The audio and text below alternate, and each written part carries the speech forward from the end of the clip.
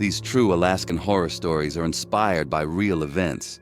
We've got 7 tales for you tonight. But here's a little taste of what's coming your way. First, we follow some investigators who start to think the unforgiving Alaskan ground isn't the only thing making people disappear. Next, a man in a cheap apartment becomes obsessed with the constant footsteps from the unit above him and has to figure out if it's just the old building settling or something much worse. And finally, a long-haul trucker buys a remote house to lay low for a while, only to find out the previous tenant never really left. You'll want to stick around for that last story, because you'll hear the terrifying moment a man's friend shows up to check on him, and a strange woman's voice answers back from his friend's own mouth.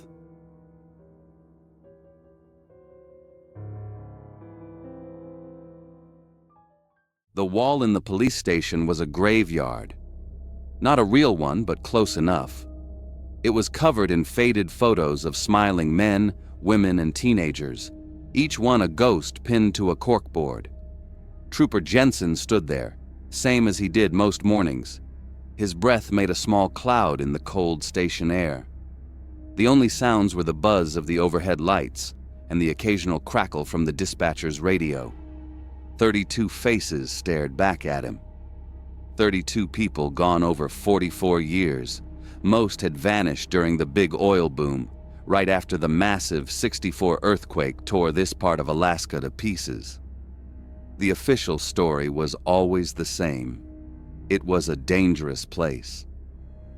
The ground was broken, full of hidden cracks and caves under the ice. People just got unlucky. Jensen never fully bought it. The sound of boots crunched on the floor behind him. It was a man named Hines, a journalist. His sister, Clara, was the newest face on the wall. "Anything new, Trooper?" Hines asked. His voice was tired, worn down. "Same old story," Jensen said. "Your sister, she was a journalist too, right?" "She was," Hines said, holding out a thick file folder. "She was investigating all of this." He tapped a finger on the board. "She didn't think these people were unlucky. This is her research. She thought the answers were buried in the ground, but not in the way people thought." Jensen took the file. Inside were notes and maps, and something else. Company records for a local project called Hinterland, run by a Director O'Malley. Clara had highlighted something strange. The dates of the company's biggest operations often happened right around the time someone went missing. It wasn't proof of anything, but it was a dark coincidence. The files led them to Dr. Kincaid, a geologist.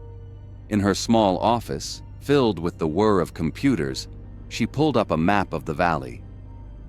"The 1964 earthquake shattered the valley floor," she explained, pointing to a web of lines. "It created a network of unmapped caves under the ice, geological traps. The ground can and does swallow people whole. It's the simplest explanation." Jensen and Hines listened, and as she spoke, a cold, terrible thought formed in their minds. Dr. Kincaid was a brilliant scientist, but what she was describing wasn't just a natural phenomenon. It was the perfect alibi. It was the perfect cover story for murder. If you wanted to make someone disappear forever, this landscape was the perfect accomplice. They went back to Clara's notes.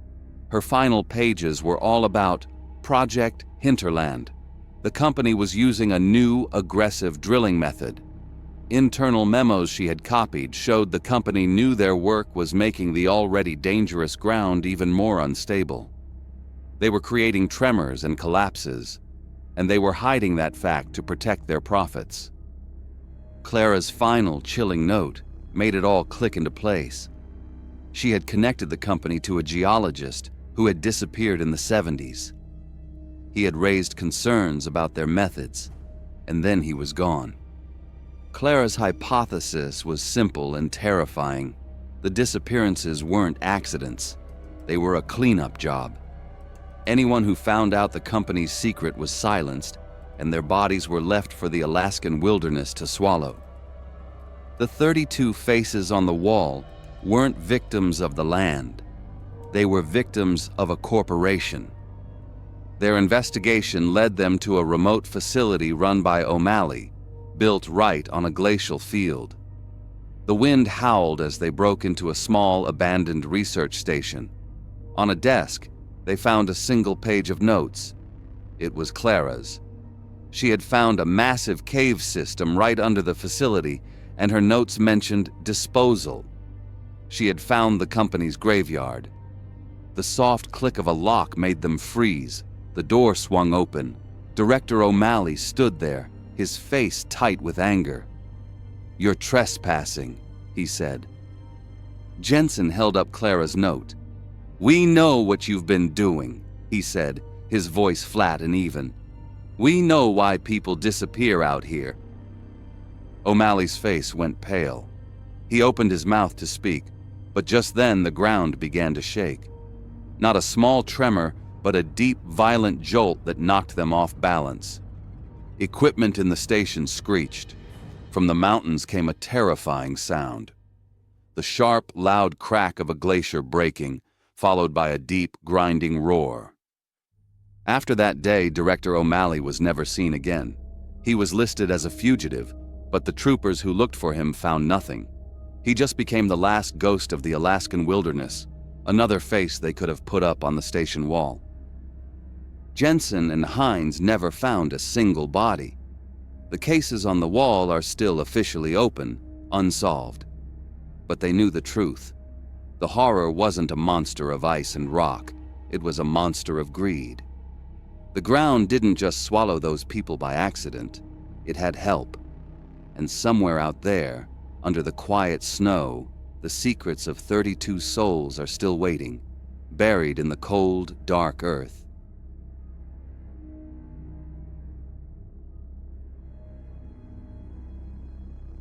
A smell of damp dust and something vaguely sour always hung in the hallway of the old building on 13th Avenue. James moved into the third-floor apartment because the rent was cheap, and he just needed a place to keep his simple life in order. The single light bulb in the corridor flickered, casting long, dancing shadows. But inside his own walls, things were still. His sister, Brenda, had helped him move in.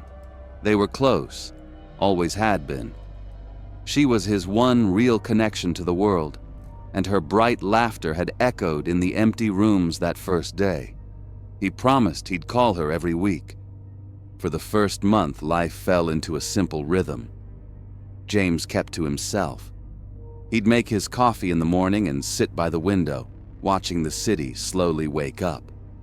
He learned the building's normal language, the shudder of the pipes when a neighbor took a shower, the hiss of the old radiators on a cold morning, the gentle creak of the floorboards as he walked to the kitchen.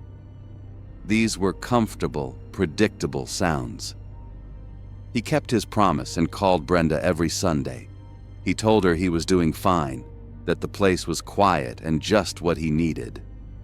He was building a small, careful life within those four walls, and for a little while, it felt like a fortress.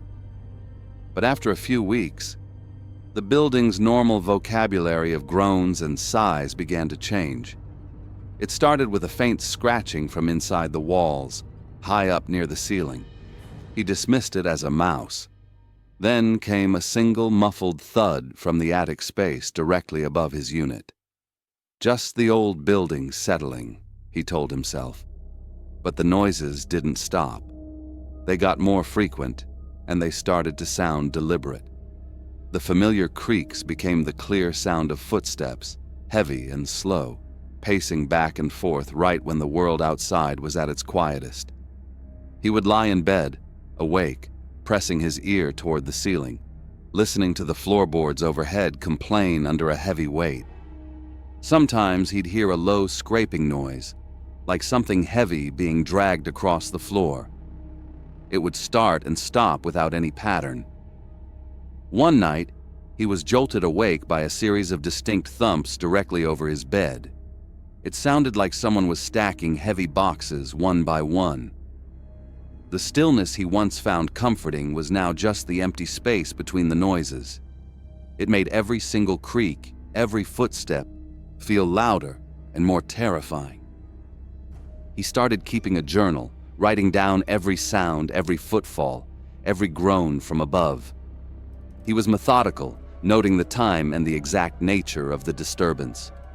His handwriting, usually so neat, grew frantic. Soon the journal was 20 pages long, a detailed record of how his own home was turning against him.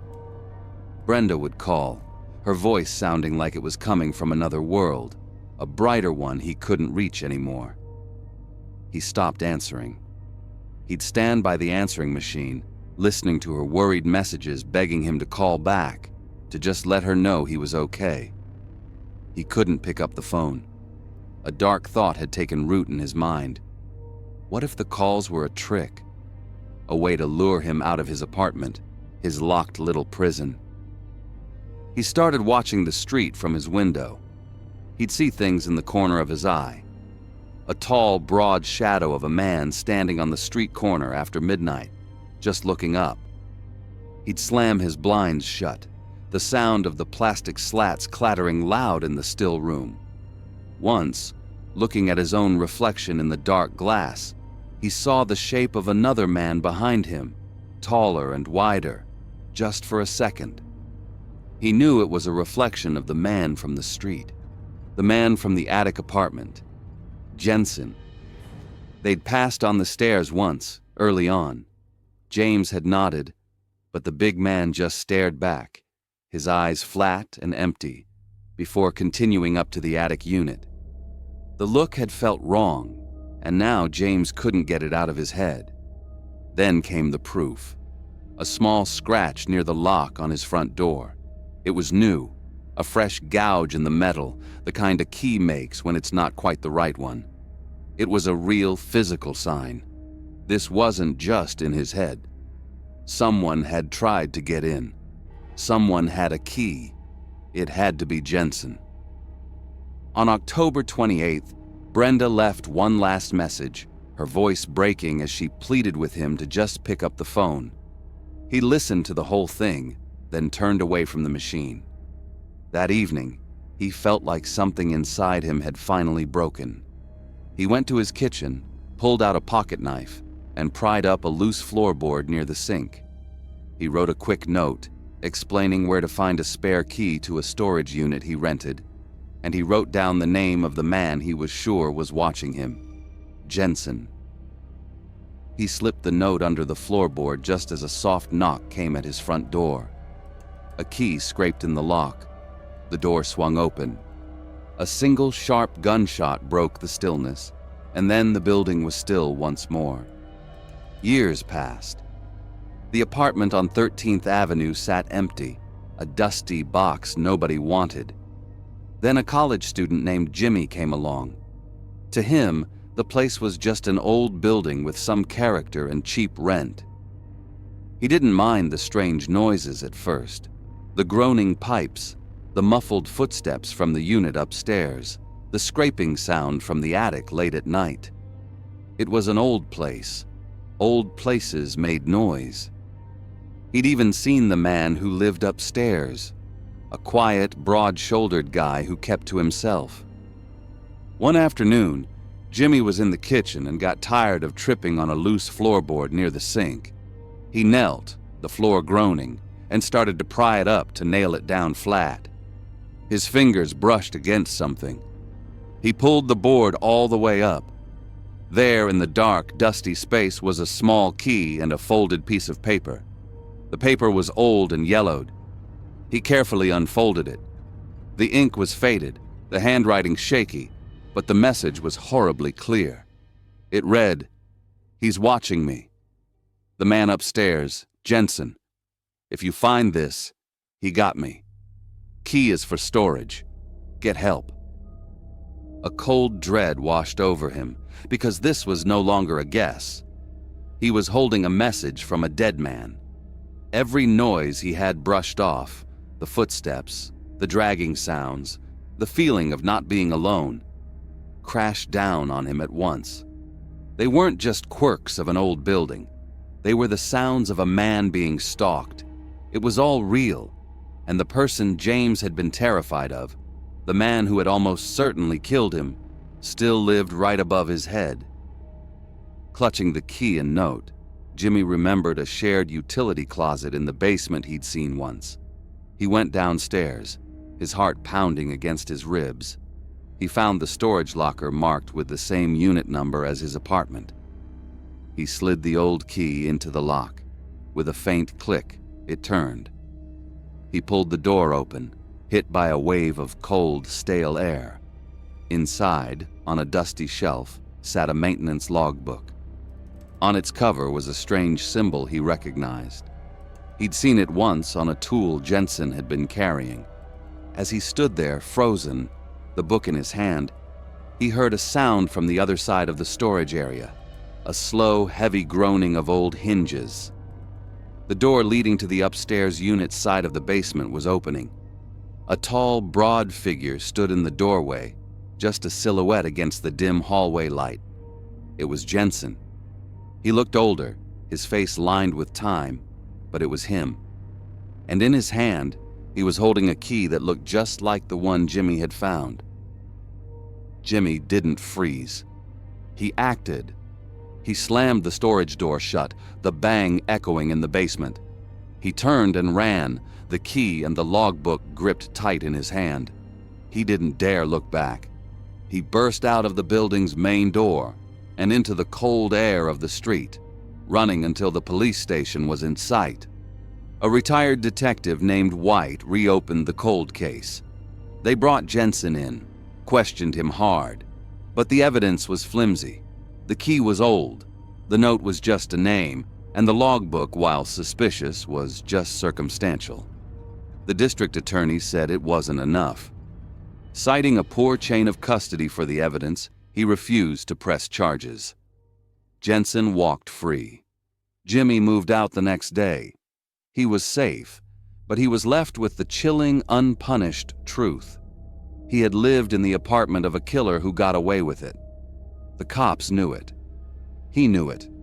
And Jensen still lived on the third floor of that old building on 13th Avenue, a quiet ghost in his own home, proof that some truths stay buried and some monsters never get caught.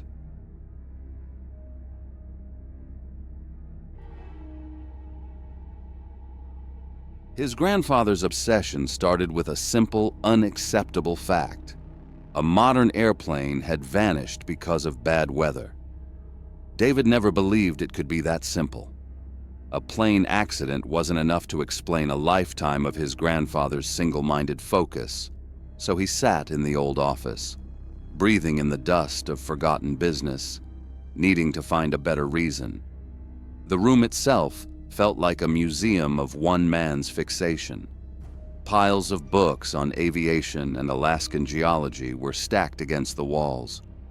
Old maps were pinned up, covered in lines and circles.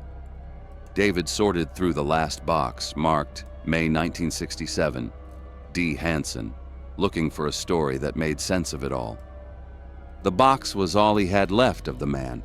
The official story was that two politicians, Hansen and Kenneth, got on a small plane that crashed. Pilot error, bad weather, a neat, clean tragedy that explained everything while saying nothing. But a clean tragedy wouldn't have driven his grandfather to fill a box with maps, notes, and frantic theories. It was an answer designed to stop questions. And for his grandfather, it had only created more. He found the notebook first, its pages brittle, filled with his grandfather's tight handwriting. It laid out the official version, the one everyone knew, the flight to the Kennecott mining camp, the pilot, Michael, a young man with more confidence than hours in the air, bragging about an uncharted, unauthorized shortcut, the flight assistant, Shirley, and her final strange note about the air feeling strange. This was the boring official story, the one David hoped wasn't true. At the bottom of the box, he found what he was looking for, a thick sealed manila envelope with a single word written on it: Overlook. This, David thought, felt like a real story. Inside were clippings about Soviet military drills in the Bering Strait, a constant source of tension in the Cold War North. A map showed the pilot's shortcut veering dangerously close to Soviet airspace. And a typed, unsigned note read, "They weren't carrying papers. They were carrying a passenger. Ask what the pilot saw at Overlook." A Cold War secret was something that could justify his grandfather's life's work. It felt solid, human. It was a story with villains and intent, not just bad luck. David grabbed onto it. Maybe the weather had nothing to do with it. Maybe the plane was brought down on purpose, a casualty of a silent war fought in the empty spaces on the map. With this new idea in his head, David looked back at the files on the official search, Operation BOREAS,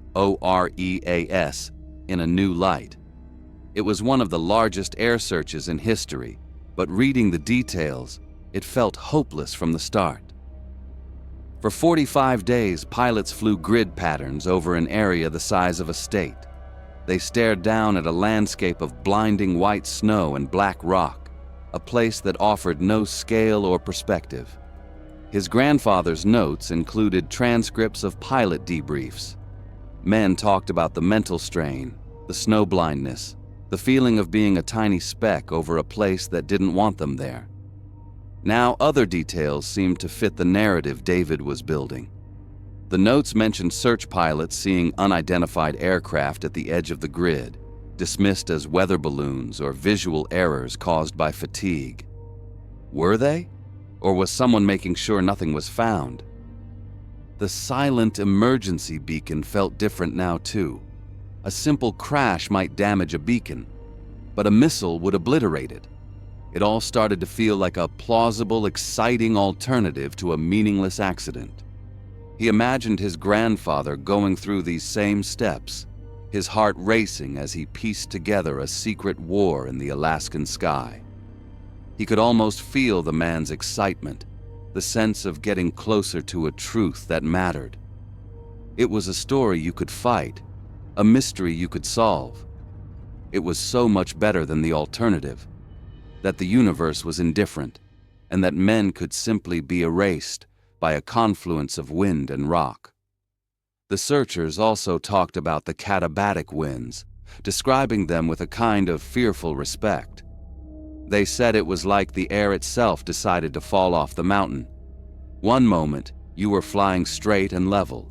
The next, a wall of unseen force would slam your plane downwards, the wings groaning under the strain, the whole world turning into a blur of vibration and noise before it, just as suddenly let you go. The planes, the men, the entire operation, they were all just guests in a place that made its own rules. Then he found the last file, the final notebook. The last entry was from the day after they called off the search. The handwriting was wild, the writing of a man who had hit a wall he could not break through. They're looking for wreckage for a crash site. They don't understand. There is no crash site. Not anymore. This place is a machine. The snow buries, the ice grinds. It doesn't keep secrets, it erases facts. It's turning a plane full of men into dust. By the time they stopped looking, there was nothing left to find. David felt a coldness spread through his chest. He closed the box. His grandfather hadn't chosen one theory over the other. He had realized that both paths, the conspiracy and the accident, led to the same dead end. They both disappeared into the ice. He went to the library and pulled up satellite images of the Wrangell St. Elias Range. The screen couldn't capture the scale of it. He saw the glaciers, not as white rivers, but as immense geological engines. He zoomed in and could see the deep blue cracks, the crevasses, and the dark lines of rock and earth scraped from the mountainsides, all churning slowly, unstoppably. He finally understood the final horrifying truth of his grandfather's obsession. It wasn't about finding an answer. It was about the terror of realizing an answer could never be found. The two stories, a violent act of man, a random act of nature, remained perfectly balanced in the silence. Because there was no wreckage, there could be no proof. And because there was no proof, the conspiracy could never be dismissed. The true horror wasn't in what had happened. It was in the perfect, permanent erasure of the truth. Whatever brought the plane down, the mountain had the last word. It took the wreckage, it took the bodies, and most of all, it took the answer. The only thing left behind was the sound of the wind, a meaningless noise in a place that holds its secrets forever.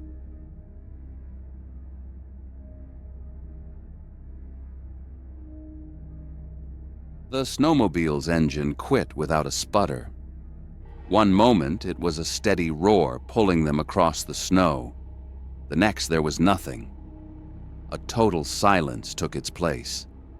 Brink, a search and rescue guide who had spent his life in the Alaskan wilderness, felt a different kind of chill set in. It wasn't the biting air. It was a deep, still feeling that came up from the ground itself, a silence that listened. With him was Kailani, a scientist who saw the world as a series of problems to be solved. She was out here chasing a massive magnetic spike her sensors had picked up, convinced she was on the verge of a major discovery. She had no time for the local folklore. Before they left, her guide's elder, Kayaksteen, had warned them. The old man, his face a road map of long, hard winters, spoke of the Kilut, the Earth's guard dogs, 65 of them woken by human greed. "The hunters are now the hunted," was the last thing he'd said, his voice low and serious. Kailani had just tapped her equipment case and replied, "My gear doesn't believe in ghosts." Kailani wasn't smiling now. She stared at her collection of dead electronics, her face lit by their fading screens. Just before everything went dark, her magnetic detector had screamed, a spike so massive it flew off the charts. Her other machine had found its partner. Silent sound waves, infrasound, pulsing from a spot just ahead. Then, in an instant, it was all gone. The engine, the GPS, the satellite phone, the lights. Every piece of her technology was a useless brick. They were miles from any road, stranded. The only way forward was on foot. Their boots made a loud, lonely, crunching noise on the frozen snow. They walked for hours, the landscape never seeming to change. Brink scanned the ridges, his hand resting near the flare gun on his hip. He felt a weight he knew all too well in this valley, the feeling of being watched. Kailani stopped dead, holding up a hand. She wasn't looking at him. She was staring into the distance. Brink followed her gaze. Far off, moving with a disturbing smoothness between the skeletal trees, were black shapes. Dozens of them. They didn't move like any animal he knew. "Infrasound can cause visual hallucinations," she said, her voice a low monotone as if dictating a log entry. "It's a documented phenomenon." She was trying to fit the world into one of her textbooks, but the world wasn't cooperating. She pulled her thermal camera from her pack, her movements precise despite the cold. She raised it to her eye, panning slowly across the horizon. A sharp, frustrated sound escaped her lips. Brink didn't need to ask. He knew what she wasn't seeing. She lowered the camera, her face a mask of intense concentration. "They're not registering," she stated, her voice tight with annoyance. "The camera shows them as perfect black columns, total heat voids. They're physical, but they have no thermal signature. They're contaminating the data." Then came the noise, the one that didn't use their ears. It bloomed inside their heads, a terrifying chorus of what felt like 16,000 lost voices. To Brink, it was a wave of pure terror. To Kailani, it was something else entirely. Interference. An overwhelming psychic static that was scrambling her thoughts, making it impossible to focus, to analyze, to think. She squeezed the carved bone amulet Brink had given her, a gift from his elder. It was supposed to block this energy. It grew warm against her skin, a minor, insignificant data point. Just as the mental static threatened to overwhelm them, a figure appeared on a nearby ridge. It was Caxtine. He moved with a purpose that defied his 80 years, leading them without a word toward a low stone structure Brink had only heard stories about. The boundary marker. As they reached it, the black shapes closed in, a silent army of voids. The air grew thick, heavy. Caxtine placed his weathered hands on the central stone of the temple and began to chant in the old tongue. To Kailani, it was the meaningless ritual of a superstitious old man. But her instruments were dead, her theories were failing, and the noise in her head was making research impossible. She would observe. For a moment, the psychic pressure seemed to lessen. Whether it was the chanting or just a coincidence, Kailani noted the change.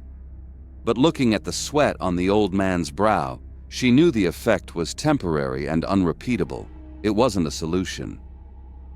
The oppressive weight returned, heavier this time.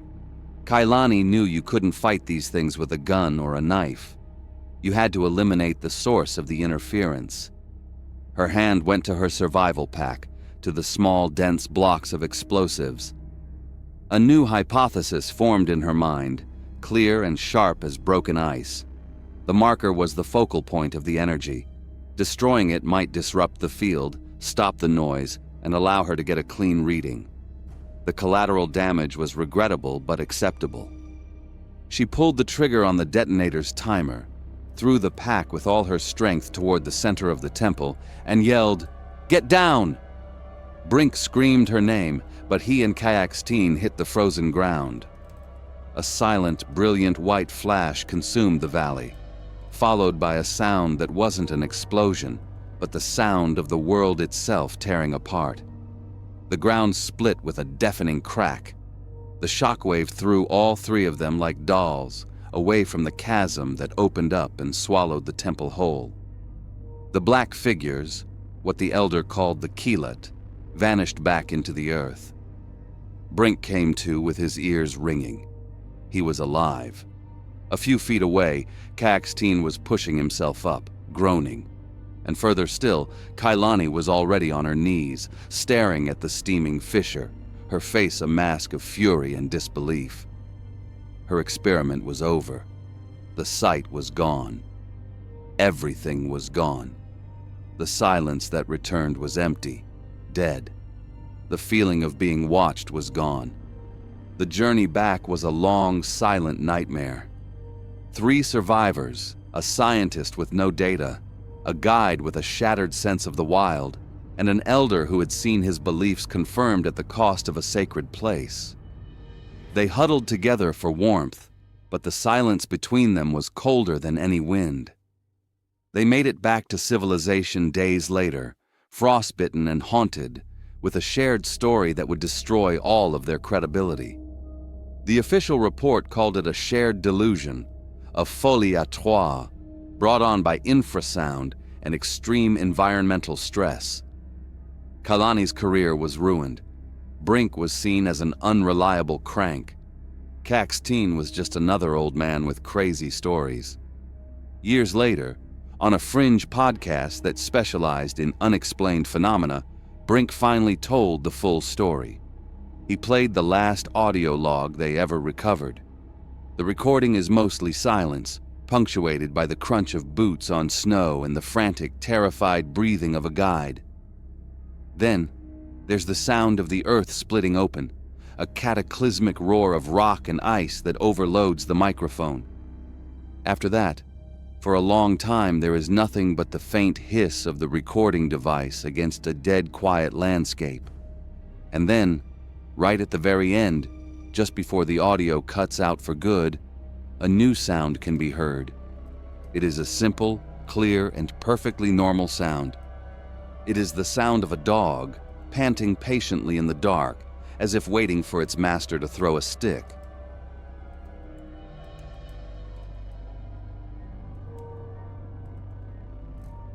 Frankie needed a job, simple as that. He came to the Ketchikan Museum in the winter of '81 because the old curator, a woman named Antoinette, needed an extra hand. It wasn't much of a museum, really. Just an old railroad station, a wooden box that had soaked up the smell of dust and frozen air for 100 years. Out there, the sun was a weak suggestion for a few hours a day, and the rest was just gray and quiet. A kind of quiet that gets in your ears and stays there. At first, Frankie didn't mind it. He was just an intern, paid to clean up and sort through the junk left behind by men long dead. Old prospector gear, dusty crates, things that told the story of 100 failed dreams. The whole place was a monument to the forgotten, and for a few months, he was just one more thing stuck inside it for the winter. The strangeness in that place didn't start with a ghost or a shadow. It was a sound. Antoinette would lock up for the night, her footsteps crunching on the packed snow as she left, and Frankie would be alone, finishing his work. That's when he'd hear it. A sound from the second floor, like something heavy and rough was being hauled across the floorboards. It was a low, grating scrape that echoed down into the main hall. It seemed to have no purpose, no destination. It would just slide and scrape for a few minutes, then stop. Frankie would stand perfectly still, broom in hand, listening. The sound would die, and that heavy silence would rush back in. He told himself it was the building. Old places make noises in the deep cold, the pipes, the wood, whatever. It was nothing. He had work to do. Then things started moving. Part of the museum was a display of old gold pans, shovels, and pickaxes, all lined up on a long table. Every morning, Frankie would come in and find something out of place. A pickaxe he'd leaned in a corner would now be resting against a different wall. A gold pan he knew he had stacked with the others would be sitting by itself on a display case across the room. It was small stuff, the kind of thing you could blame on yourself. Maybe he was tired, forgetful, but a feeling started to grow in him. Not fear, not yet.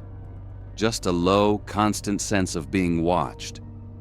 He saw the figure for the first time in the long, dark hallway that led to the archives.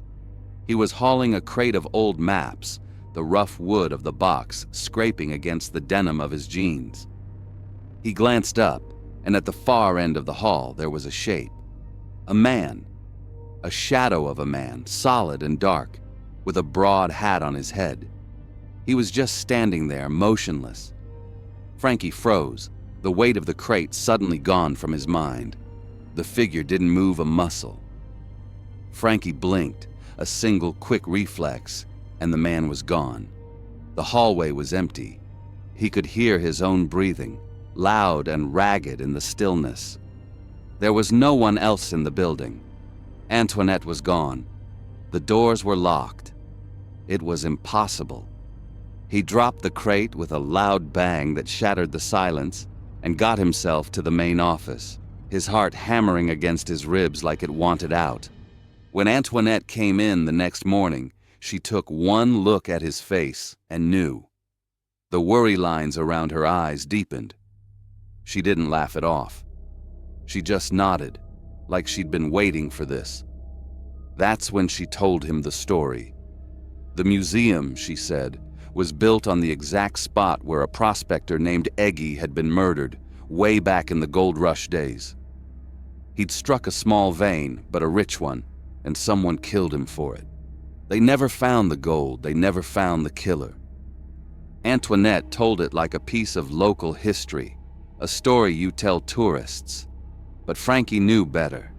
That heavy scraping from upstairs, the moving tools, the man in the hat. It was Eggy, still in this building, still looking for his gold, and maybe still looking for the man who took it from him. Antoinette told him the best thing to do was just to ignore it. She said Eggy was harmless, just a lost soul. But Frankie couldn't shake the feeling that a ghost who keeps looking for something for 100 years isn't just harmless. The real terror started on a Tuesday night. The wind had picked up outside, and it screamed against the old building, a high, thin shriek that found its way through every crack in the walls. Frankie was in a back room trying to recatalog a stack of dusty journals. A loud thud from the hallway made him jump. He stood up, his hand on the doorknob, and then he heard it. A click. Not one, but a series of them, one after another. Heavy, final sounds. The distinct sound of the front doors being bolted, the back door, the archival room. He twisted the handle of the door he was behind. It didn't budge. It was locked solid. He ran to the main hall, yanking on the heavy iron latch of the front doors. They were sealed tight. He was trapped. He looked around the vast, dark room. The only light was a small lamp he'd left on at the main desk, casting long, dancing shadows. The silence that fell after the locks clicked into place was worse than any noise he had ever heard. It was a thick, suffocating thing. And in that crushing silence, he thought he heard something. A dry, raspy sound like dead leaves skittering across pavement that seemed to come from all around him at once. His mind strained to make sense of it, to form it into words. What he heard was a question, endless and weary. Where is it? Frankie stood frozen, every muscle tight. The sound, or the thought of the sound, had felt distant. But then it came again, this time seeming to form in the air right behind his shoulder. Where is it? It was no longer a question in his mind. It felt like an accusation, and Frankie realized the awful truth. Whether it was a ghost or his own mind turning on him didn't matter. The ghost wasn't just some lost soul. In his broken, looping memory, he saw a new face, a new person alone in his space. And he'd found a new suspect. Frankie was the new thief. He was trapped inside with the man who thought he'd been robbed. He lunged for the small metal-barred window in the curator's office. He kicked at it, but the thick glass held. He grabbed a heavy book from the desk and slammed it against the pane. Once, twice. On the third hit, the glass gave way with a sharp crack that echoed through the museum. He scrambled through the narrow opening, feeling the jagged glass slice a long cut into his arm, and dropped to the frozen ground outside. He didn't look back. He ran for his truck, the sound of the wind screaming in his ears, and he drove. He drove straight through the night, not stopping until the town of Ketchikan was just a distant, forgotten memory in his rearview mirror. He never went back. For years, he never spoke of it. People who asked what the job was like got a simple answer. It was quiet. He'd talk about the cold and the isolation, but never the sounds, the misplaced tools, or the man in the hat. Only once, many years later, did he tell the full story you've just heard. Frankie lived his life, but what happened in that museum never left him. It became a permanent weight he carried, a chill that settled deep in his bones. He didn't have nightmares about being chased. That would have been too easy. What haunted him was the simple, unshakable knowledge that the museum was still there, sitting in the endless, frozen quiet of the north, and that the ghost of Eggy was still inside, hauling something heavy across the floorboards, endlessly searching for his gold and for his next visitor.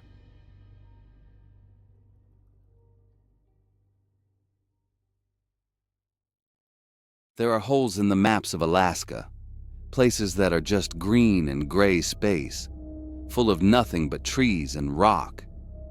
But men went into those spaces, chasing rumors of gold and copper. They dug their own holes, thousands of them, all through the Juneau mining district. Most were just small-time shows. A couple of guys with dynamite and a dream, living in cabins that rotted back into the earth the moment they left. There's no official list of these places, no database. The wilderness just swallowed them. And sometimes it swallowed the men, too. This is a story from one of those forgotten holes in the world, from back in 1922. It was one of the bigger operations for a while. That year, the mine pulled a fortune in copper out of a mountain that nobody had ever bothered to name. It was big enough to have a crew, a bunkhouse, and a foreman. The man in charge was a fella named George. He was a company man, proud of his output, and prouder still of how he got it. His great innovation, he figured, were the vault caverns. Instead of the slow work of digging narrow tunnels and bracing them with timbers, George's crew used dynamite to blast out huge, open chambers deep underground. Spaces as big and black as a cathedral at midnight. George called it efficient. He saw it as a victory of modern engineering over the stubbornness of the earth. But the men who did the work, the ones who went down into the dark every day, they didn't feel so proud. They felt exposed. All that empty space just felt wrong, unnatural. It felt like a place where the mountain was holding its breath, waiting for its moment to exhale. One of the miners, a quiet man named Sherman, felt it more than most. He wasn't a man known for telling tall tales. He was a worker who knew the language of the rock, the subtle shifts and groans of a living mountain. And in the weeks leading up to the end, he started hearing things. He'd be in the middle of drilling, the noise of the machinery filling the air, and he'd suddenly stop, tilt his head, and listen to something no one else could hear. He told the other men at the end of a shift, his voice low, that the mountain was groaning. He said he felt little tremors under his boots when everything else was dead still, heard tiny showers of rock fall from the ceiling in the dark when no one was working. A few of the older men, the ones with dust settled deep in the lines on their faces, they'd nod when Sherman spoke. They'd seen enough in their time to trust a man's gut. They started watching the ceilings, their eyes scanning for new cracks in the rock by the light of their carbide lamps. The younger men, full of pride and paychecks, they just laughed it off, telling Sherman he'd been breathing too much blast smoke. Finally, Sherman got up the nerve to go to the foreman. He found George in his office shack looking over blueprints spread across a wide wooden table. He stood there for a moment, twisting his cap in his hands. "Boss, something's not right down there," he said. "The ground is talking. It's not safe." George looked up from his papers, annoyed at the interruption. Then he just laughed. It wasn't a mean laugh, just dismissive. The laugh of a man who trusts paper and numbers more than the earth he's breaking apart. He told Sherman he was hearing things. "That mountain has been standing for 1,000,000 years, George said, clapping a heavy hand on Sherman's shoulder. "It's not coming down on my watch. Get the boys back to work. We've got a quota to meet." Sherman tried to argue, but George just waved him off. The conversation was over. Sherman walked out of the shack. The other miners saw the look on his face, and the quiet fear in the tunnels got a little louder for everyone. Then came the night the talking stopped, and the screaming began. Sherman was near a side tunnel when it happened. First came a low moan from the very bones of the earth. Then, the shriek of twisting steel supports. Acting on pure instinct, Sherman dove into the small side tunnel just as the world ended. The roar was deafening, a wave of sound and pressure that felt like the mountain itself was collapsing into its own heart. It threw him against the rock wall and his lamp went out. Then silence, a profound, black and total silence. When he woke, the only sound was the ringing in his own ears. His lamp was dented, but it worked. The beam cut a weak yellow circle in a darkness that felt absolute. The main tunnel was gone. In its place was a solid wall of shattered rock. He was alive. He was also buried. The first day was about survival. He had his lunch pail and a flask of water. He was a miner. He didn't panic. He rationed his food and tried to find a way out. But there was no way out. It was on the second day that he found the others. His light caught a boot, then a leg. It was Jimmy, a young kid from down country. His eyes were wide open, staring at nothing. Over the next few hours, Sherman found them all, the whole shift, caught and crushed in the instant the vault came down. He saw their bodies. He knew they were dead. He sat down, his back to the cold rock, and a new kind of silence fell. The silence of a graveyard. That's when the whispers started. It began on the third day. A faint sound, like a man clearing his throat, from just beyond the edge of his light. Sherman froze. "Hello?" he called out, his voice a dry rasp. No answer. He told himself it was the rock settling. On the fourth day, he heard a cough. Then, the distinct sound of a pickaxe scraping against stone, far down a sealed-off tunnel. He yelled again. The scraping stopped, and a voice, clear as day, whispered right behind him. "Quiet now. George will hear." Sherman scrambled away, shining his light into the empty darkness. There was nothing there. He had seen the bodies. He had touched Jimmy's cold hand, but the voice was real, wasn't it? By the sixth day, his food was gone. The whispers were constant. He'd hear men arguing about a card game. On the seventh day, he saw it. A flicker of another lamp. It was Jimmy, the kid with the staring eyes. He was standing up, brushing dust off his clothes. He looked at Sherman, smiled, and then turned and walked straight into a solid wall of rock, his light disappearing with him. The last 2 days were a blur. Sherman huddled in the darkness, his lamp long dead, listening to the ghosts of his friends work a shift in their own tomb. They talked to him. He talked back. On the 9th day, a new sound cut through the whispers. A drill. It was coming from the other side. Real. Alive. As the first beam of light broke through the darkness, the voices of the dead miners fell silent for the first time. They found Sherman curled up, emaciated, talking to himself. The sole survivor. The rescuers said he was delirious. But to understand what really happened to Sherman, you must understand what it meant to step into a mine in 1922. This wasn't bad luck.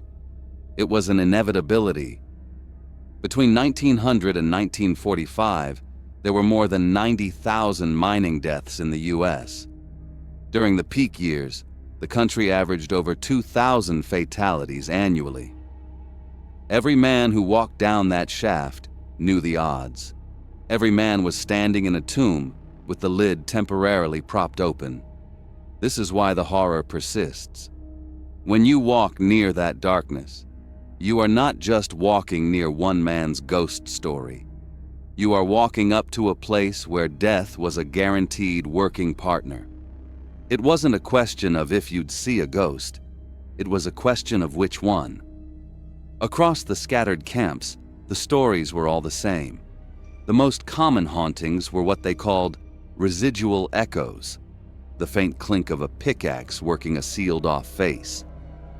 Then there were the pre-tragedy manifestations, seeing an extra blurry figure watching them work, a dark premonition of the head count they were about to lose. And rarest of all, the frozen moment. The full, terrifying vision of a figure in distress, repeating the same finite action, just like Jimmy, smiling, before turning to vanish into the cavern wall. Sherman left the Juneau district and never set foot in a mine again. But his story wasn't over. He was just the living proof of the one great truth of the mines. For the rest of his life, in the dead of night, he'd still hear it. The faint sound of a pickaxe scraping on stone and the whispers of dead men wondering when the shift was going to end. He hadn't gone mad in that mountain. He had simply become one of the haunted, a survivor cursed to carry the ghosts of all the men who didn't make it out.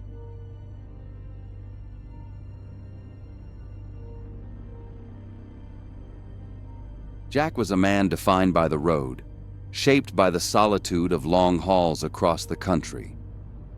For 20 years, the inside of a truck cab was more his home than any place with a foundation, and he liked it that way.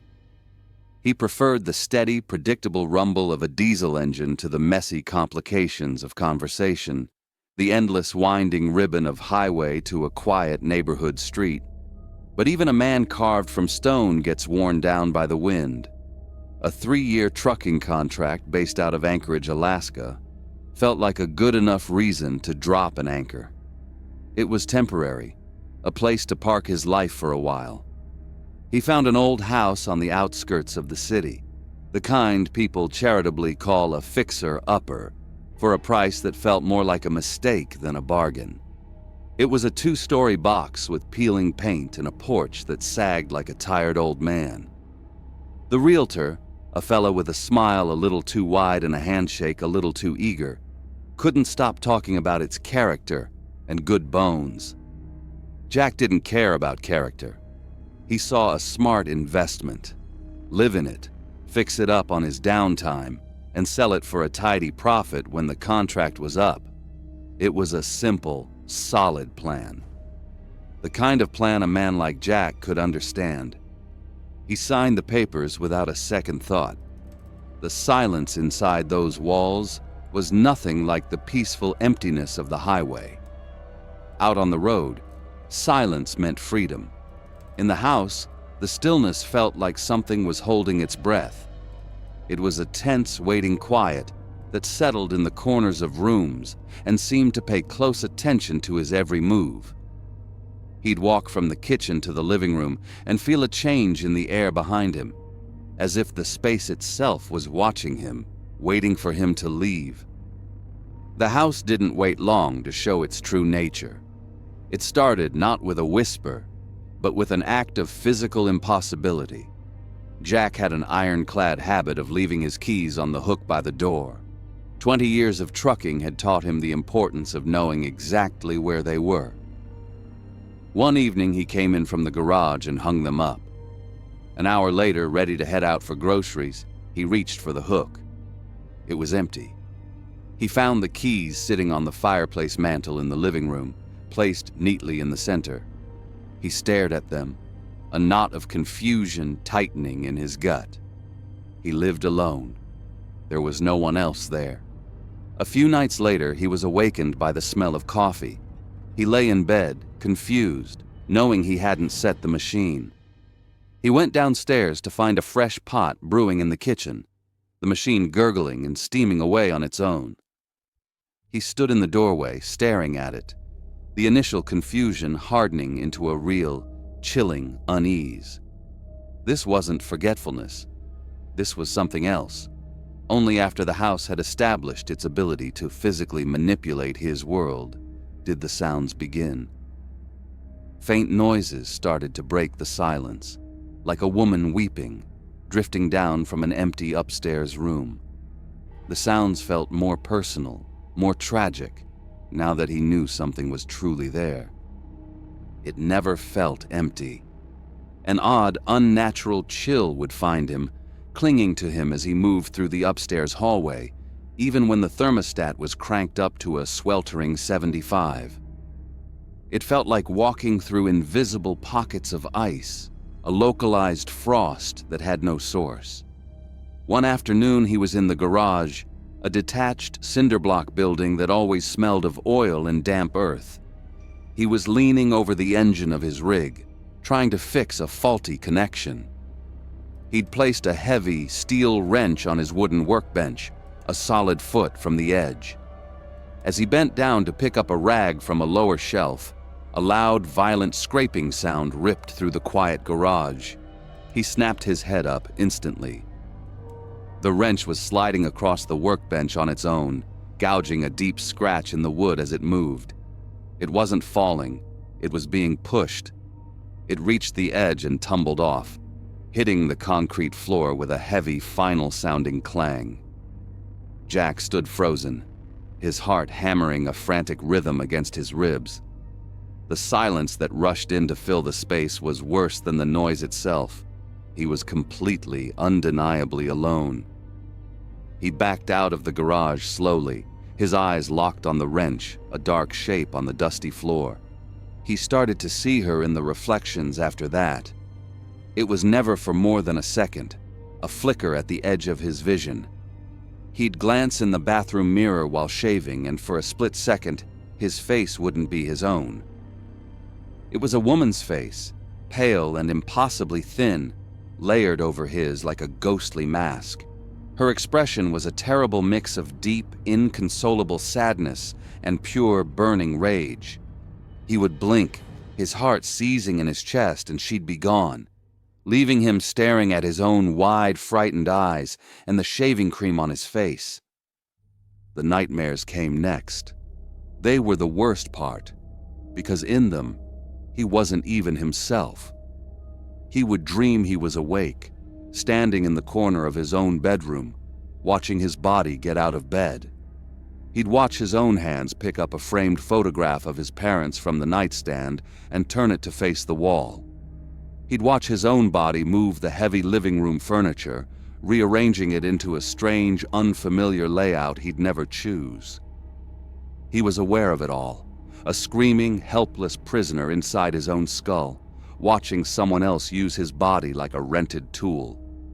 That feeling, that terrifying loss of control, started to bleed into his waking hours. One crisp Saturday afternoon, his next-door neighbor, Arthur, a friendly, retired fisherman, came over while Jack was out in the yard. "Good to see someone in here again," Arthur said with a cheerful wave. "Was wondering how long this one would take." Jack, confused, asked what he meant. "Oh, you know," Arthur said, leaning on his rake. "This house, it's a revolving door. I've lived here 30 years. I reckon you're the 10th owner in the last 5. No one ever stays long." A cold dread, separate from the house's chill, washed over Jack. He asked why. Arthur's cheerful face fell a little, becoming more serious. "Well, it's a sad story. The fella who lived here before the last couple, his wife, she wasn't well. A lot of people from the lower 48 aren't ready for the winters up here. The cold is one thing, but the dark gets to you. She got real depressed." He looked over at the house. One night she hung herself from the beam in that big upstairs window, the one facing the street. Real tragedy. After that, no one seems to last more than a few months. Can't say I blame them.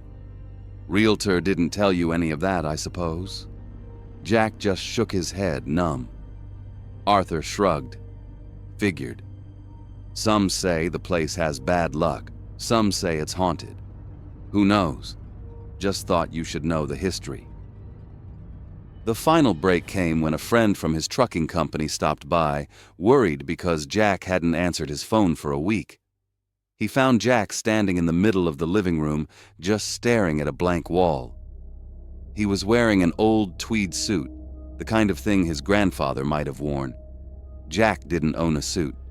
His friend called out his name, his voice full of concern. From Jack's mouth, a soft, whispery female voice answered, "He's busy right now." Trapped inside himself, a spectator to his own horror, Jack saw the absolute terror bloom on his friend's face. That look of pure, undiluted fear was like a key turning a lock deep inside him, shocking him back into control. A wave of raw, absolute panic seized him. He wasn't just scared of the house anymore. He was scared of himself, of what he was becoming. The only thought in his head was, "Get out." He lurched toward the front door in a blind sprint. He didn't know if he was running from a ghost or from the thing that had taken root inside his own mind. His feet tangled beneath him, and his balance was gone. He stumbled, pitching forward uncontrollably. The last thing he saw was the polished wood of the floor rushing up to meet him. His head hit something hard. the edge of a floorboard, a piece of furniture, and the world dissolved into a silent, starless black. He woke up to his friend slapping his cheek, his voice sounding distant and tinny. Jack was on the floor, a throbbing pain radiating from his temple. As soon as he was conscious, he got up, walked out of the house, and never set foot in it again. But he couldn't leave Anchorage. He was bound by his contract. He broke the lease on the house, forfeiting his deposit without a word of explanation, and moved into a sterile, modern apartment complex on the other side of town. It did little good. He'd wake up in the middle of the night, drenched in sweat, convinced he could hear weeping from the next room. He saw her face in the reflection of his darkened television screen. The fear had followed him. He wasn't just haunted by a house. He was haunted by the memory of what happened inside it. His life became a singular mission: get out of Alaska.